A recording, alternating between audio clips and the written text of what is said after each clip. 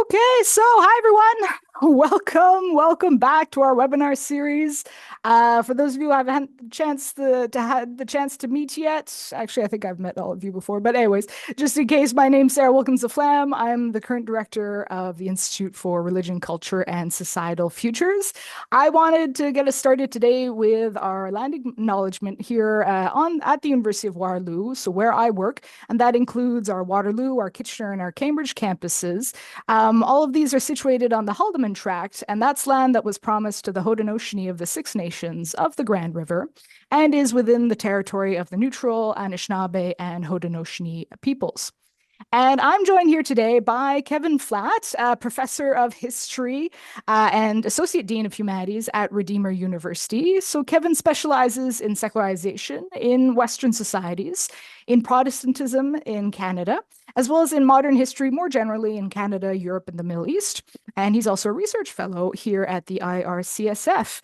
And we're here today to celebrate Kevin's new book, woo, hot off the press with Routledge, titled Secularization, Social Order, and World History Toward a Global Perspective. So yay, round of applause. Congrats, Kevin. It's out. It Thank you. happened. It's Thank so you. new that you don't have a copy yet, right? I don't have a copy, But you no. can order it. I'm going to put the link in the chat The in a link few is live, minutes. folks. The Makes a great link's going to stocking work. I'll do stuffer. that now before I forget. Why don't we do that while we let everyone get settling in? And yeah, and so Kevin, you actually presented some of this material in development with us back in March of earlier this year. But now the actual full book is out and available, and there's the link in the chat. And so, I had the honor of getting to read an advance copy, a digital copy. Is that already a few months ago? Yeah, we did that over the summer, right, Kevin? We did, yeah. Wow, time flies. Anyways, I love the book. I wrote a blurb just in support of the book. I liked it so much. It's a great read, and I really think it addresses some of the core criticisms of secularization theory with well fleshed out and conceptual tools that also don't throw the baby out with the bathwater, right? Like I do use secularization theories. I like them, but they have their issues as well. And I feel like, Kevin, you were able to walk that line nicely of kind of, here are some of the problems with this framework, some of the problematic assumptions people often make using secularization framework. But at the same time, there's still some elements that are interesting and that we can push forward with better theoretical development. Because what I often find is that, like a lot of other works, they're kind of like at two ends of the spectrum, right? They're just either they'll just take for granted assumptions in secularization theory without questioning them, even some of the more problematic ones, I think, tied to like this kind of notion of modernity that we can get into today. Or they'll just be so critical of secularization theories, they just want to throw them out completely, right? Whereas I think your work is kind of in the middle, which is what I especially enjoyed about it. Yeah, and so the book, breaks the reader out of the kind of that Western just religion versus secular binary, right? You kind of try and break us out of that mold, that black box that sometimes we get stuck into, and you kind of dive into world civilizations where sacred social orders have and do still reign, and contrast their key characteristics and dynamics with today's Western secular social order. More to come in a few minutes on that. So I really found that Kevin's book adopts a more substantive approach to understanding secularity, not just focusing on the decline of religion, but what's kind of replaced sacred social orders in Western contexts, why and how this has happened, and how other parts of the world have kind of reacted, and in some cases remained distinct in many instances from the Western context.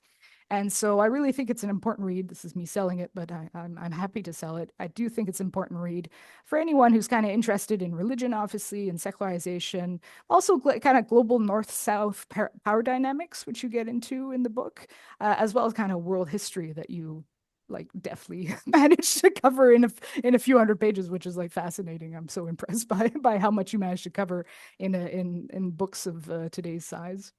So Kevin, so now, like I said, you've already presented some of the elements of this book back in March. And so the goal of today's book launch is to kind of, we'll come back to some of the key concepts maybe as a little refresher for those who didn't get to watch the webinar earlier this year. But the idea is to kind of delve into maybe some aspects we didn't talk about so much of the book, and some ones that are also really fascinating and worth diving into. But maybe for those, again, who weren't there or marches a bit far away from them. Tell us a bit about that key concept that you're working with in your book, Kevin. So, your concept of secular social order, right? So, how do you define this concept of secular social order? And how do you contrast it to sacred social orders, right? It's opposite in a way.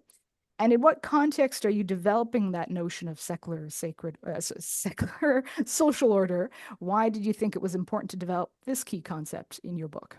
Hmm. Yeah, thanks, Sarah, for the kind words about the book and for taking the time to read the whole thing back in the summer and giving feedback and I really appreciate that. And thanks everybody for coming. It's great to have a chance to talk about this a little bit. Hopefully, get to some of your questions as well. And yeah, so let's dive in. So, how do I define secular social order, and why did I feel the need to develop this concept? So, I'll maybe start at the end and work my way backwards. So, a lot of the impetus for this book really comes out of my experience teaching students about world history and running into the limitations of the category religion that we often work with. That is kind of a taken for granted category for us in the modern West. But it turns out is actually very much a modern Western way of conceptualizing things that doesn't transfer super well into other time periods and other cultural settings. And I talked a lot about that in my previous presentation. So I'm not going to retread that ground, but it's the desire to find like an alternative way of thinking about when we're talking about religion, when we're talking about social order, and when we're talking about secularization, really, what are we talking about? So to start with social order, I use the term social order to refer to, in general, the way a society organizes, patterns, structures its common life together. And one of the ways I get at this in the book is to talk both in terms of general frameworks and kind of domains of activity. So general frameworks includes the overall kind of principles of what's right, what's wrong, what's allowed, what's not allowed, embodied in law in the broadest sense, in social custom, the overall kind of ground rules. It includes the way we order time. So what is the common calendar? What days are important? Why are they important? How are we counting years? What are we counting them from? Um, and it includes the ordering of space. What significance attaches to the geospatial context, whether it's at the scale of the cosmos as a whole, whether it's at the scale of the planning of a city or even of an individual house. Is there significance to these things, and how do we think about that? So there's these general frameworks that we live in. And then there's also domains of activity, and sometimes this corresponds to what we call social institutions. But by domains of activity, I mean things like government, education, family life, which is connected to marriage and sexuality and child rearing. And of course, there's a long list of others that we could mention. So by social order, I'm referring to that whole comprehensive ordering of society, that whole comprehensive way of how do we pattern our common lives together.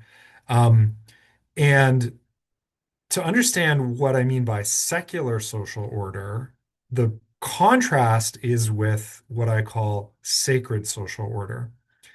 And I make the case in the book that basically for all pre-modern societies for which we have information, um, the social order is understood by that society to relate to something above the human level, to something suprahuman.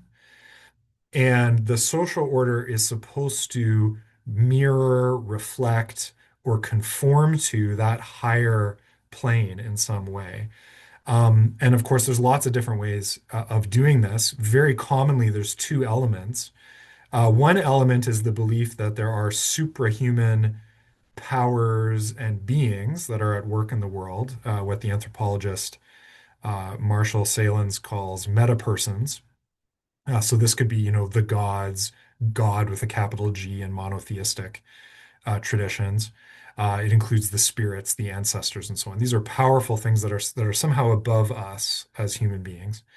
So that's one element. Another element that's very common is some kind of a sense of cosmic order, that the cosmos itself, it's not just random, it's not meaningless, but it is suffused with meaning and purpose, that there's these larger principles at work. And again, there's lots of different frameworks for this. Again, in monotheistic settings, this relates to God, the character of God, the will of God for the cosmos, things like natural law. But there's also other versions of this in traditions coming out of India. There's the concept of dharma or dhamma, which is the idea that there's this kind of this principle of right order that's built into the universe. In Chinese traditions, there's the idea of the Tao, the way that structures both human life and the natural world. So there's this kind of principle of order. Um, the details vary, but in all of these cases, the idea is it's not just up to us as human beings to say, we're going to decide what's right and wrong. We're going to decide how to order space and time. We'll just kind of decide what government and family life and education should look like. It's kind of just up to us. It's a matter of taste, or it's arbitrary, or a matter of popular consent. But actually, there's a sense that all of these things need to be structured by cosmic order and need to take into account these superhuman powers and purposes. So there's this notion of there needs to be an alignment or a harmony between social order and this higher cosmic order. And so, as a shorthand for that, and I'm borrowing here terminology from the late American sociologist Philip Reef. As a shorthand for that, I call this sacred social order. There's those two elements, sacred, which refers to that suprahuman element, and social, which refers to how we structure our common lives as human beings. But they align, uh, at least ideally, they align. The idea is that we're trying to align those two things. So that's a sacred social order. It's a much broader concept than our term religion. Okay, so religion, of course, includes the idea of cosmic purposes and um, superhuman beings and so on. But when we talk about religion in the modern West, we're thinking about a particular area of life typically. So certain kinds of ideas, certain kinds of practices, maybe a certain social institution. But sacred social order is more a broad spectrum idea. It's comprehensive. So rather than being like an ingredient in the society, it's like the blueprint for the whole society. Um, and this then applies to all those areas of social order that I mentioned, the comprehensive frameworks, the different domains of activity, rather than one specific domain of activity. So now that we've kind of laid that groundwork, I can finally answer your question, which is, so what is a secular social order? And I actually use the term, I actually don't use typically the term secular social order. I just say secular order. And it's kind of, there's this displeasing asymmetry there. But the reason for that is quite intentional because the twofold nature of sacred social order reflects the fact that there's a mirroring or a correspondence or an alignment between two things. But that's precisely what isn't there in a secular social order. So by a secular order, I mean a social order in which the uh, general frameworks for human life and the domains of activity are not legitimated in terms of or oriented by suprahuman considerations. Instead, they derive their legitimacy, their justification, and their direction from human considerations. And there's different versions of this. We'll probably get into this later on. You can have different forms of secular order that prioritize different sorts of things.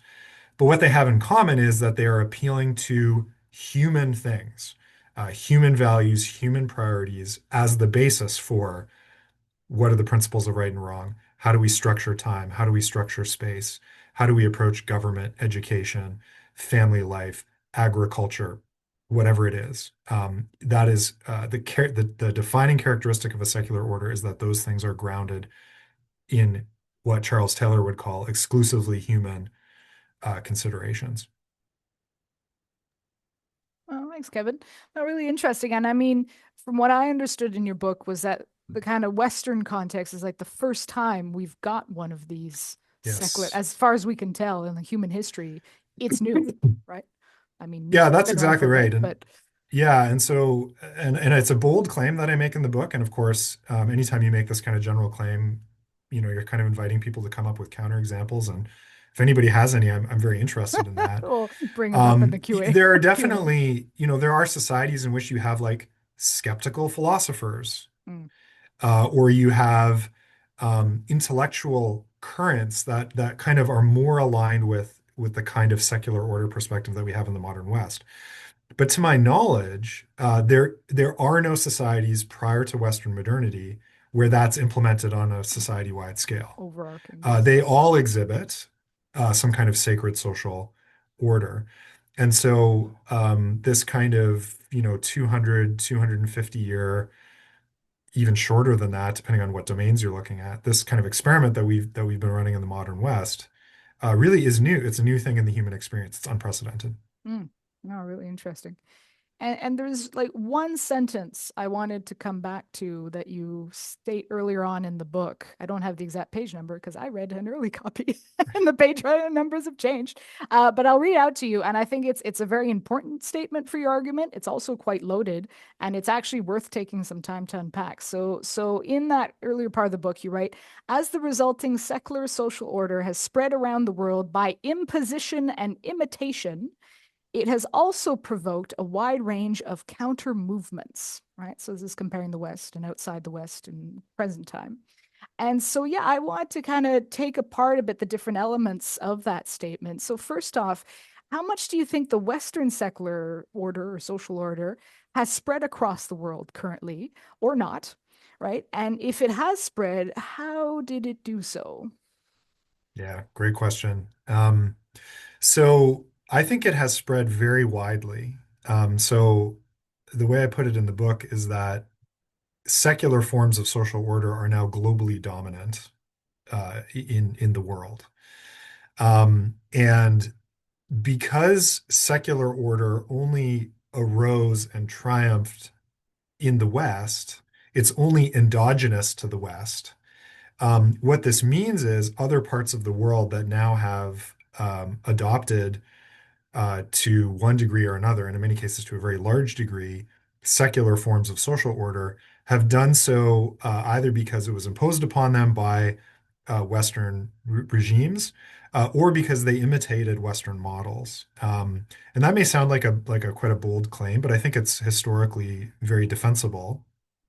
And I think this comes into focus a little bit if we do a few things. So the first thing is when we think about the world today, we have a world of something like 195 independent countries, right? Mostly kind of nation states. We look at a map, we got all these different colors, right? All these different countries. And we forget that that is an extremely recent development. In fact, really since the 1960s has that been kind of the global picture.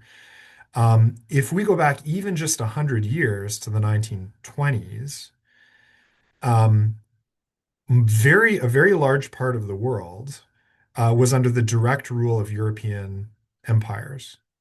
Okay, so Africa, for example, almost every part of Africa is ruled by a European empire, mainly the French and the British.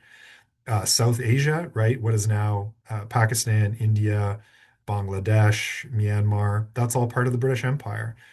Most of Southeast Asia is part of French Indochina. Indonesia is ruled by the Dutch, and so on and so forth, right? So much of the world actually was part of a small number of states, even just 100 years ago. And there's kind of in this time period from, let's say, roughly the 1880s through the 1980s. That's the period of globalization of secular order, I would say. There's three main vectors for the spread of secular order beyond Western societies. So within Western societies, it kind of emerges endogenously and spreads from one to the other. But if we look beyond Western societies, there's these three vectors. So we've got, first of all, imperialism, right? So we've got these big empires that I just mentioned that bring areas that previously had their own sacred social orders under the umbrella of European social orders, which are themselves either secularizing or secularized by this time. So that's vector number one is imperial rule, and that's a very large part of the world gets covered by that. The second vector is what historians call defensive modernization. So these are parts of the world where they don't come under European imperial rule, at least not yet, but they look at the fact that Europeans are taking over a lot of other places, and they say, okay, if we want to maintain our independence, we have to imitate to some degree what the Europeans are doing and what Western powers are doing.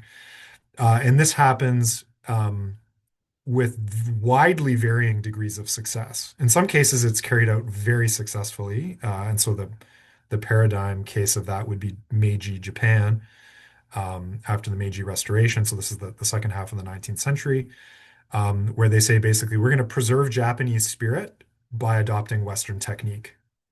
And they undertake a very top-down, government-led, very intentional program of modernizing the country. At one point, they're spending a third of the national budget every year on paying foreign advisors who are telling them how to modernize their economy, modernize the education system, the military, etc. Um, and in most cases, the defensive modernizers in different countries really buy into the idea that to be modern, at least to some degree, you have to be Western. You have to adopt elements of Western cultural modernity. And so a lot of the defensive modernizers are also secularizers. And the most striking example of this, and I go into this at length in the book, is Mustafa Kemal Ataturk, who becomes the leader of the new Republic of Turkey after the collapse of the Ottoman Empire in the 1920s. And he basically tries to turn Turkey into a Western European country by government fiat. Um, and I'm tempted to go into lots of details. I know we don't have time, but I'll just mention one, which is fascinating. So, a lot of the legal system of the Ottoman Empire was based on traditional Islamic law, Sharia. Um, and basically, by the stroke of a pen, the Turkish National Assembly under Mustafa Kemal's leadership abolishes the Sharia and replaces it with, and I'm not making this up, the Civil Code of Switzerland. They just import it and say this is now Because the why law. not? Because why not? And that's one example of many. And so almost overnight, within a few years, the whole social order that had been an Islamic social order becomes a secular social order in Turkey. So there's defensive modernization. And then the third category, which is really kind of actually a variant of defensive modernization, is communism, right? So we get communist revolutions first in the Russian Empire, which becomes the Soviet Union. Then later, the communists prevail in China in the 1940s. And then directly or indirectly, communism ends up either being adopted or imposed on a lot of other countries as well. And so between the 1880s and the 1980s, nearly every single part of the world either is a Western society or comes under Western imperial rule or is ruled by secularizing defensive modernizers or is ruled by communists. There's almost no exceptions to those categories.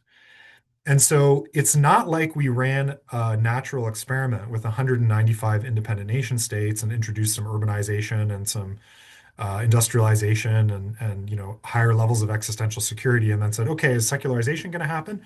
That's not what happened. We had an imposition through one of these major forms of a secular order in these societies, in many cases very successfully. In fact, and I'll conclude my response with this point, a secular social order was exported around the world much more successfully than secularity at the individual level. And what I mean by that is a lot of these societies that end up getting a highly secular social order in terms of kind of the official structuring of reality through the state and the education system and the law and so on. At an individual level, there's still very high levels of religiosity, but it just isn't being expressed through the official social order. Hmm. Yeah, it's an important distinction, right? We're talking about macro and micro here. Yeah. Yeah, I mean, I think this is kind of one of the key areas where your argument is really pushing secularization theory forward and going against some of those kind of classic secularization theory notions that even today a lot of secularization theorists still hold, or maybe just haven't thought a whole lot about, is this idea, in classic theory, it's kind of like, oh, well, when modernity arrives, secularization kind of like almost quote unquote naturally arrives, like with higher levels of education throughout the population, with more material security. It just kind of shows up. And in fact, what you're saying is like, no, that's not what happened. I think your account is much more accurate, is that no, these were power dynamics, and in some cases, colonial power dynamics that really spread certain versions of this kind of social order throughout the world, and that we're still seeing today in various forms, right? And I mean, so in the places, I guess my next question for you would be, in the places outside the West where you do find this kind of secular social order in its current form, if you want, or forms. I guess that's kind of the core of my question is, do you see it as kind of one specific type of social order throughout the world, or do you see it as kind of like more like the multiple secularities argument, where in fact, even though it was kind of brought in by Europeans or with communism, has it kind of evolved depending on the world region or countries into different forms of secular social orders? So is there kind of just one, or is there multiple secular social orders now?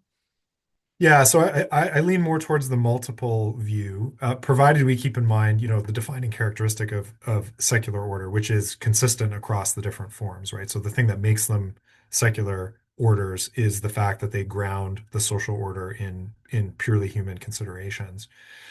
But there's a lot of diversity, and the diversity has, I think, kind of two main sources. So one source is even within the kind of uh, Western family tree of secular order, there's actually more than one flavor or more than one brand of secular order. So the type that um, we know well in Canada and most Western countries today. In the book, I put it under the broad umbrella of liberal individualistic versions of secular order. And so here, kind of this idea of a human basis of social order is mediated through the individual.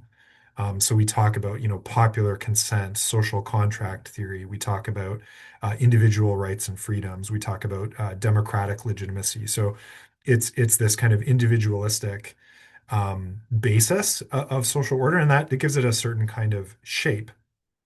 But there's also other versions that are more collectivistic that have been very important. One of them I've already talked about, which of course is communism, which is a particularly kind of intense form of sort of a broader family of socialistic approaches to secular order, where the key unit is less the individual and it's more the people, often understood as kind of the mass of the working people, and kind of legitimacy and authority flows from them. And the question, how should we organize things, is really, so what's good for the people? What's good for the workers?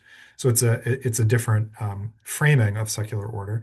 And there's also nationalistic versions, which are again collective, but the collectivity in question isn't the working class, let's say, but it's the nation.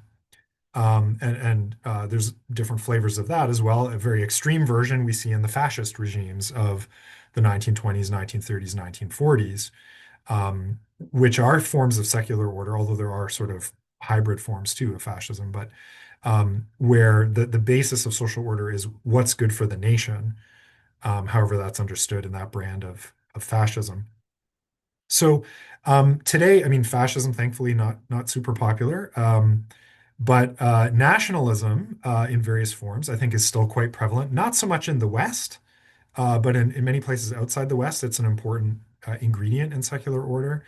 The kind of more socialistic types have still some purchase in at least nominally communist parts of the world, like China, although not nearly to the extent that they did in the 20th century. So that's one form of diversity, and that kind of comes again out of these all have sort of Western sources originally. But then when secular orders become dominant in a society, there's still in the background the traditional form or forms of sacred social order that existed in that society. And what we don't have these things in their pure form, right? So if a society predominantly has a secular social order, it's not 100%. It exists in a certain degree of coexistence and compromise and or tension with sacred social orders that are still in the background.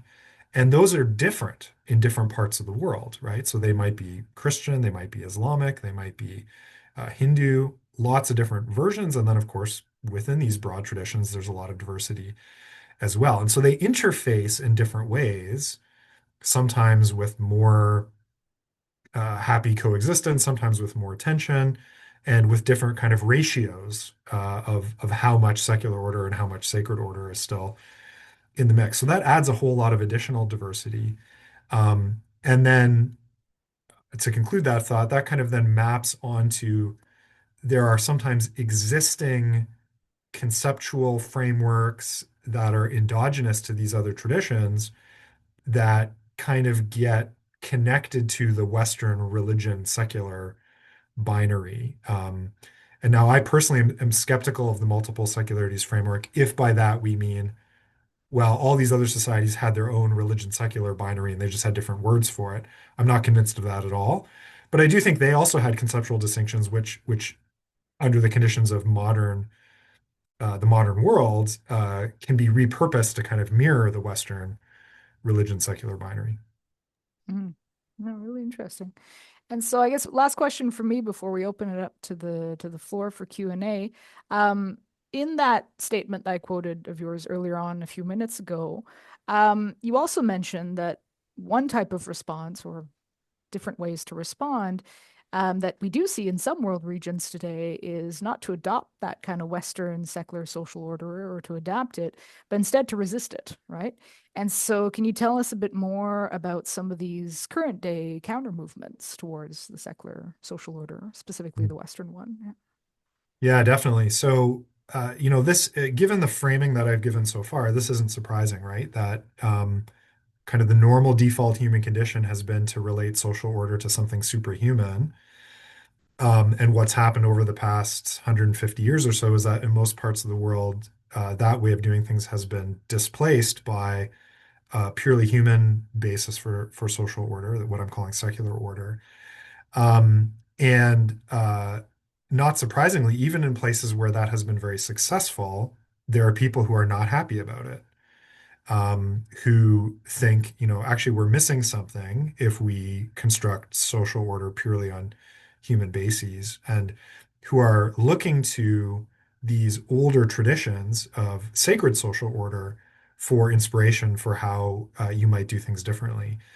And the diversity of these kinds of movements is enormous because, of course, they reflect the diversity of different kinds of sacred social order that have existed. But what they have in common is they're looking to a sacred tradition from the past. They're seeking to kind of reconnect, as it were, social order with something above the human plane.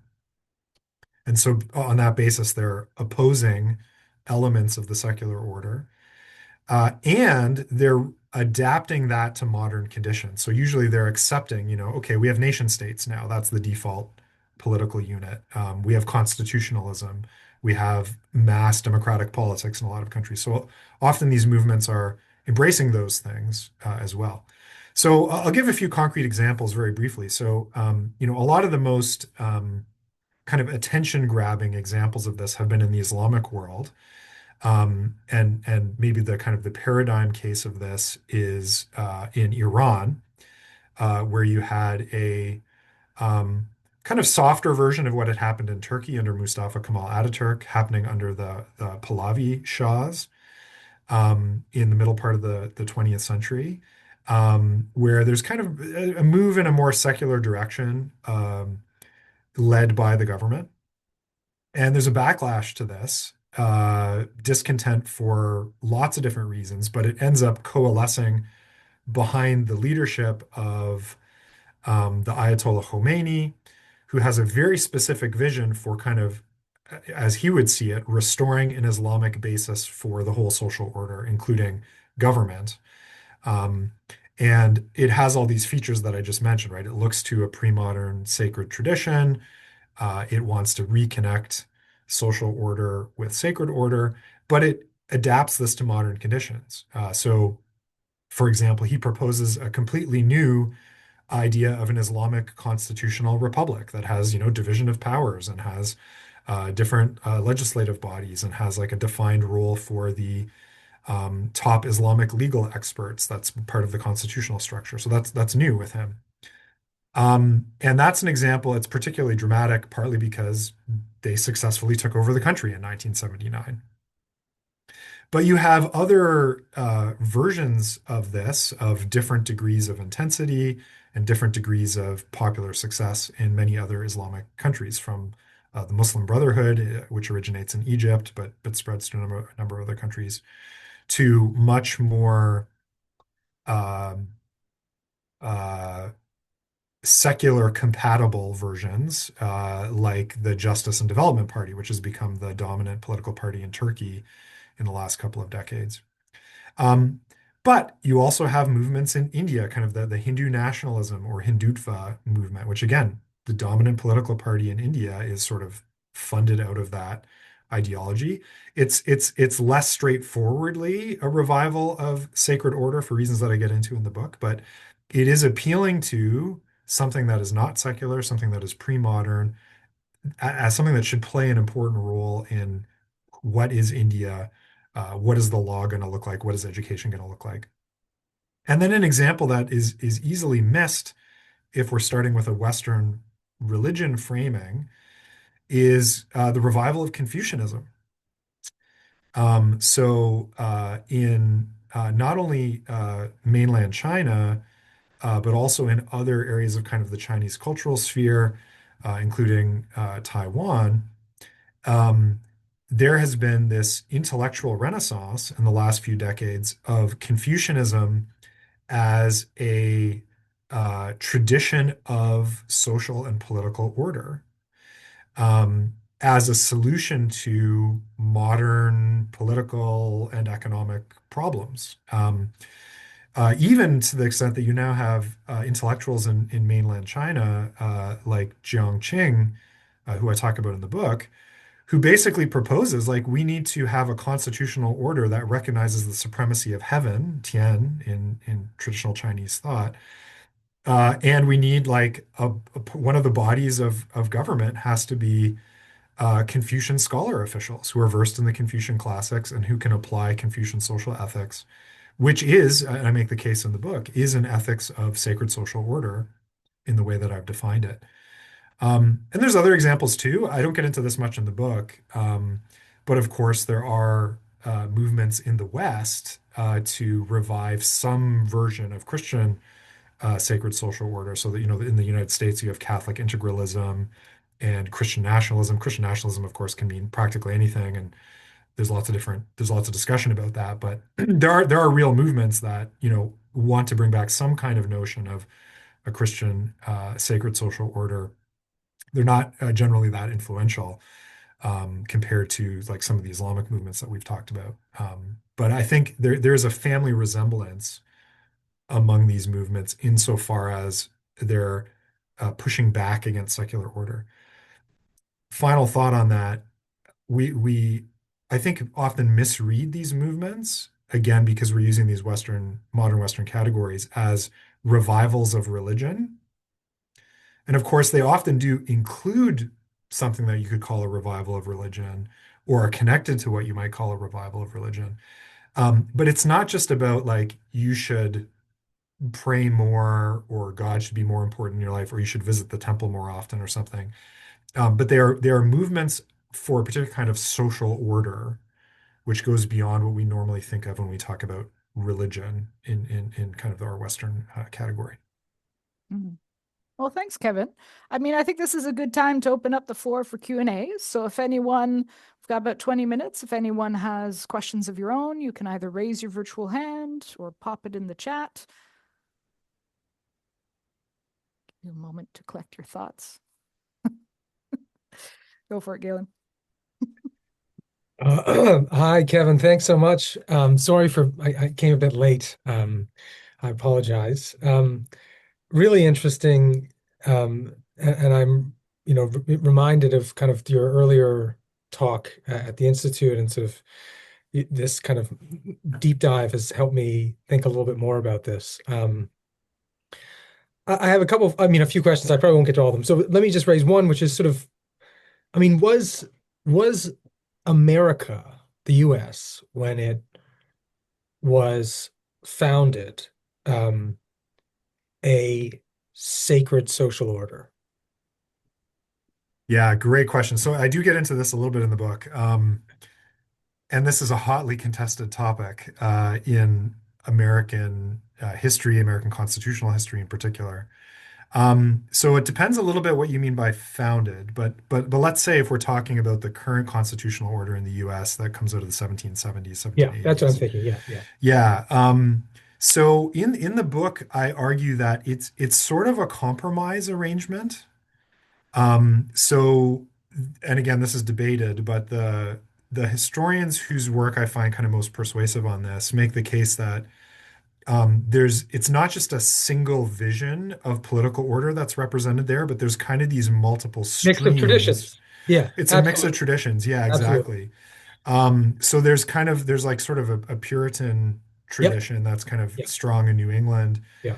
But then there's a There's kind of Republican, civic Republican, even liberal, yeah, part of what yeah, yeah, this is exactly right. I'm glad you gave that answer because I wonder, like, if with this definition of sacred social order, where there's this kind of clear, desire to align the social order with some transcendent order. It's not clear to me, at least in a kind of self-evident way, that America would fit. And I wonder, like, would a deist society be a sacred social order in your yeah, view? yeah. So it could, insofar as the deists in question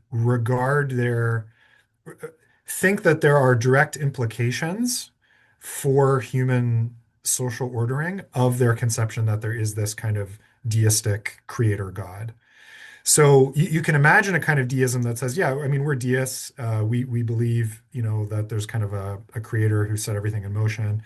Um, but actually, we don't need to make any practical reference to that in order to determine what our political and other social arrangements are going to be. And in fact, I mean, you could just as easily say, you can have somebody who's a Christian or a Muslim or somebody who believes in any sort of sacred reality, who nevertheless says, actually, we should bracket those things for the sake of social order. And so as a deist, it's even easier probably to do that.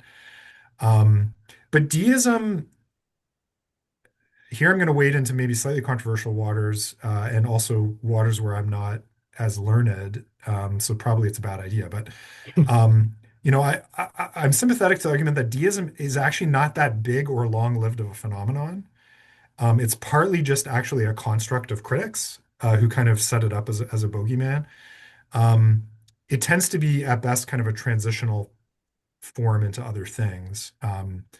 But yeah, definitely an element of DS in the American founding. That's one of those overlapping traditions. And so I do think, though, that the predominant view in among the American founders and in the founding political culture of the United States was that there is a transcendent order that does have implications for how human society should be organized, and that they would have said that what they were doing was very much compatible with that, even though the documents themselves um, are very minimalist in terms of how much reference they make to that. Yeah. But yeah, Sorry, I was going to say, that may well be true, although of course you could say something similar about more contemporary societies, right? That, like, if the documents are sparse, but actually people in their heart of hearts, right, actually see these as things as connecting to some transcendent. Part of the reason I asked was I'm curious about the claim that the sacred social order has to be a comprehensive blueprint for, so mm, because you've kind of switched between saying that it has implications for human life, but then you say, but it's actually a comprehensive blueprint for the society. And I was wondering, like, to the extent that it has to be comprehensive, then something like differentiation, which is obviously like a standard kind of process of modernization, seems to be at odds with the existence of a sacred social order, right? Because to the extent that you have sort of different institutional spheres where kind of they come under a different uh, authority, Yeah. um, then you are losing that comprehensive sacred canopy, to use another term. And when I think about the U.S., like one way of thinking about it is that maybe there was this strong sense that you know there should be a connection to the transcendent in particular areas, maybe in law, but maybe not in every aspect of life. And you could imagine Right. as modernity moves on, that becomes increasingly the case. So then, like, to what extent are you committed to the idea that it has implications for every aspect of life, or can it be, as it were, right? Well, Yeah. we Yeah. connect to, right, through law or the Constitution, these kinds of things. But actually, God endowed us with agency and free will and conscience, and so we can make, we decide together how to sort of Yeah. govern these other spheres, right? Yeah. Yeah. Yeah. Yeah. So this is great. So there's a whole package of stuff going on here.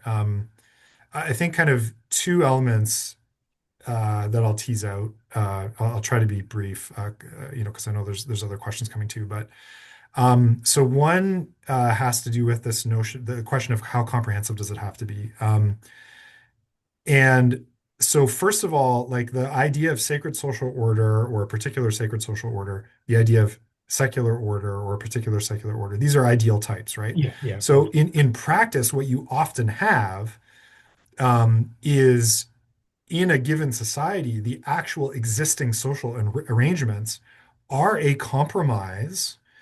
And in pre-modern situations, I talk about this in the book, like very often it's a compromise between multiple sacred traditions, either because there's an overlapping consensus, or there's a division of responsibilities, or there's lots of different ways that it can happen historically, rather than having, it's 100% purely this ideal that's completely manifest everywhere. And that then also is true when you introduce an element of secular order, that there can be compromises, there can be symbiosis, there can be kind of uneasily managed tensions, but things kind of carry on. Right. And there are even, to use an example from Western history, I think there's like versions of Christianity, for example, that have, in many parts of the last 200 years, been very successfully symbiotic with certain forms of liberal political and social order, which have on the other side a very secular understanding. So, Protestant evangelicalism is the classic example of this, right? So it's not an all or nothing proposition. So that's one thing I would say. And I do think the American example it demonstrates that. So I think we're probably reading that in a similar way. The differentiation question, this is a whole topic unto itself. My short answer is this. So I think the classical way of thinking about this, which has roots in Weber and Durkheim, is to regard the differentiation of social spheres, the kind of structural differentiation of social spheres as necessarily leading to different kind of value regimes in those different social spheres. That there's kind of these rational purposes for politics or economics or whatever that necessarily creates ethical tensions or creates tensions, pardon me, with ethical systems of religion. And I actually reject that both for theoretical grounds and on empirical grounds. So I don't think historically that's what typically has happened. And I don't think there's any necessity to that theoretically. I think it's related to a tendency that derives from the Western conceptual system, where we tend to consciously or subconsciously identify religion with the ecclesiastical institution. And this happens kind of uniquely in a Christian context because other sacred traditions don't really generate the same Mm. dynamic. Um, but what I would say is the question isn't to what extent are social spheres fused together with an ecclesiastical institution. The question is whether social spheres are differentiated or not, what value systems are orienting them. And you can have kind of an umbrella of a dominant value system that is still operative across structurally differentiated social spheres. In fact, I would argue that is exactly what we have in the contemporary West, where we Absolutely. have an individualistic Yeah. secular value system, Right. which manifests differently in different spheres, even though those spheres are largely independent of one another, Yeah. I mean, structurally. you could have also said what you just said earlier, which is like it's a liberal Christian value system, right? Yeah, well, You yeah, yeah, described it as yeah. a secular one, but like you could describe it as a liberal Christian one. There's so much more to be said about this. Yeah. Yes, but yeah, But yeah, we'll stop there. thanks. Yeah. Joel, do you want to jump in? Yeah, thanks, Kevin. Great to see you. Great to hear the presentation. I'll need to pick up the book and add it to the list of good things to read. So thank you. I have two questions that are maybe tangential to Galen's or maybe build a little bit on that. The first is this. When you describe the secular order, do you see this as synonymous with Taylor's description of a secular age, or in what ways is your concept similar or different? And then my second question is, do you see the secular order as a precursor to individual levels of secularization? And here I'm thinking even of sort of the recent publication by Jörg Stoltz and others who talk about kind of this three-step process whereby you have declining involvement in rituals, and then that's followed by sort of the importance of religion is weakened for individuals, and then kind of the last stage is kind of dropping their religious affiliation. Do you see the secular order as a precursor to those things? So yeah, thank you. Yeah, great questions, Joel. Yeah, and I'll try to get to both of them. So the first one, Charles Taylor. So um, as I understand what Taylor's doing in a secular age and some of his earlier work, I think in most respects, his story and my story are complementary or compatible. But we're asking quite a different question and doing fairly different things. So, Taylor's notion of secularity is kind of his third form of secularity, has to do with the conditions of belief, as I understand it. So he's making the case that we've arrived in the modern North Atlantic world at a situation where belief in God is contestable and is contested. And so we have so many different options. We have this Nova effect of many, many different options. And so belief in God is not a given in the way that he thinks it was in the year 1500, where it was the social norm. And so what he's tracing in the book is kind of a largely intellectual story of the building of the mental scaffolding that has to be in place for us to be able to imagine a world in which belief in God is unnecessary or irrelevant. So how do we get from, the year 1500 to the present in that regard? And I mean, I have some quibbles with that particular story, the way that Taylor tells it, but broadly speaking, I think it's largely correct. There's a lot that I agree with. I use a lot of Taylor's concepts. But in this project, I'm actually asking a very different question, and I'm not really asking the question of, what are the conditions of belief? What do people find believable? How do we get to that point? I'm instead asking a question of how do we legitimate and direct social order specifically? And that's something that actually, although Taylor has this concept of social imaginaries, and he does talk about the ways that we imagine how society can work without God, and I think that's a necessary part of the story. His focus is always on, the level of thought, the level of ideas, the level of conception, and mine is more on kind of the concrete social structures. And so that also changes the time period that we're focusing on. Taylor and then some of the other people who offer stories of kind of the intellectual roots of modern secularity often go pretty far back. I mean, the extreme example of this is Peter Berger in his earlier work, who goes like right back to the origins of monotheism and says it was baked in, right? You go back to Moses, and there's secularity is kind of there in kind of its germinal form. Um, Whatever those stories may have to commend them, and I think some of them are more plausible than others.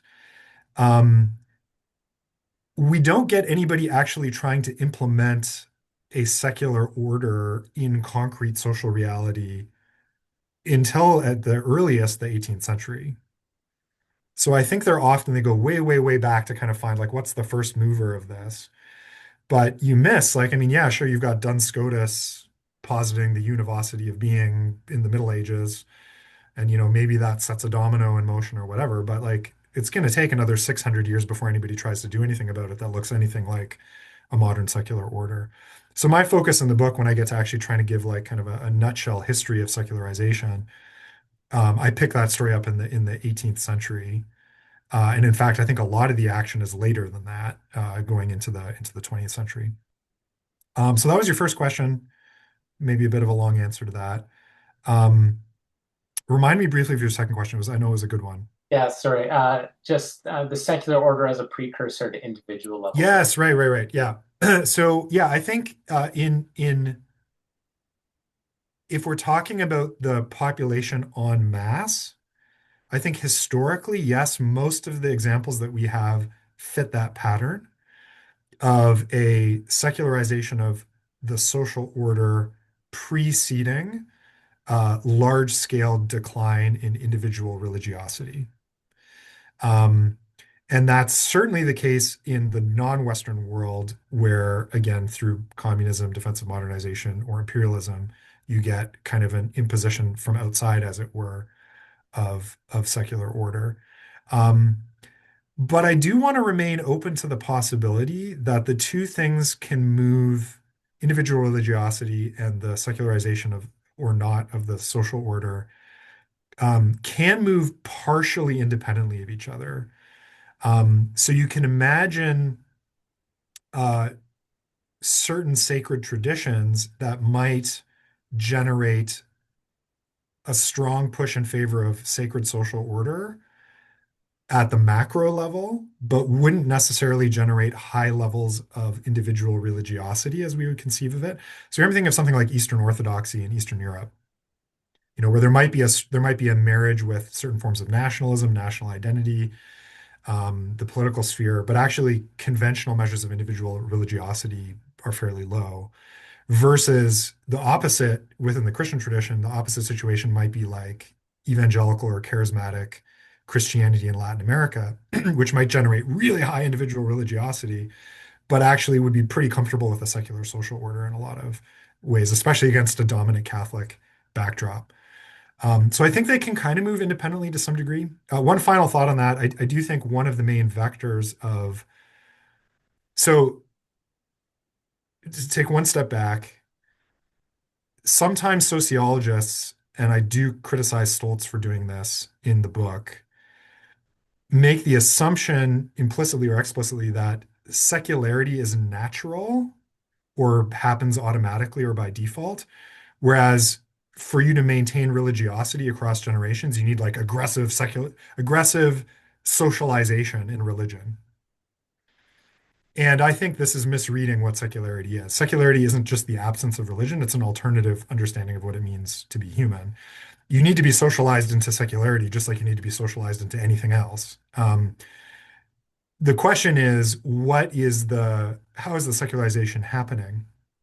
And so this is how the social order relates to individual religiosity, is through like, it matters what's being taught in the school system. It matters what's happening in popular culture. It matters what the law tells you is important. It matters what symbolism of the calendar tells you is important, the understanding of space.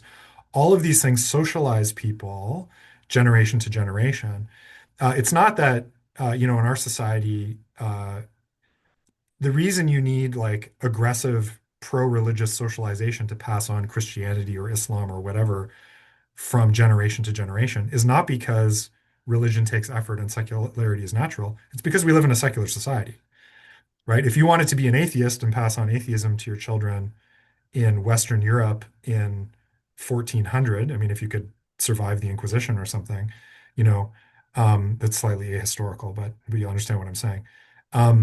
It took a lot of effort. It would take a lot of effort to do that, right? So the question is, what's the dominant culture? And that's manifested through the social structure. So, yeah, I do think what we're seeing and what we typically see is that a secularization of the social order is followed by a decline in individual religiosity. But I don't think that's because of a universal modernizing process. I think it's because of the dynamics of socialization. Great. Thanks, Kevin. Okay, well, I think that's our time, so we can wrap it up. So thanks again, Kevin. Congrats on the new book. I'm Thank sure you. hopefully everyone's looking forward to reading it. Yeah, and so just wanted to wrap up and say this was our last event for the 2025 calendar year. So thanks to those of you who've been attending multiple events. It's been wonderful to see you again.